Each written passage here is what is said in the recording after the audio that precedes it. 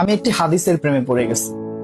হাদিসটা হচ্ছে ঠিক এমন যে যখন বান্দা একটি ঘরে কান্না শুরু করে এবং তখন আল্লাহর ফেরেশতারা বলে যে আল্লাহ তোমার এই বান্দাটা কি জন্য কষ্ট পাচ্ছে, এবং ফেরেশতারা আল্লাহর কাছে কান্নাকাটি করে বলে যে তার মনের ব্যথাকে তুমি আল্লাহ কমিয়ে দাও। তখন আল্লাহ তাআলা বলেন যে আমার বান্দা এমন কোনো কিছুর মায়া পড়েছিল বা ভালোবেসেছিল যা আমার চাইতে সে বেশি ওই জিনিসটার প্রতি ভালোবেসেছে। একটা জিনিস খাওয়া যায় আমি আমার বান্দার কষ্ট আমি বুঝি এবং আমি দুঃখী মানুষের মানে ভগ্ন হৃদয়ের মানুষের খুব কাছাকাছি অবস্থান করি।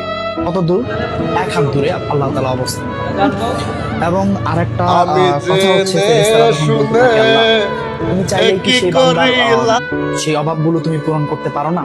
তখন আল্লাহ তাআলা বলেন যে আমি ওয়াদা করতেছি আমার বান্দা যে জিনিসটা তার জীবন থেকে হারিয়েছে তার চাইতে অধিক উত্তম জিনিস আমি তাকে দিব, যা দেখে পৃথিবীর মানুষ বিস্মিত হবে।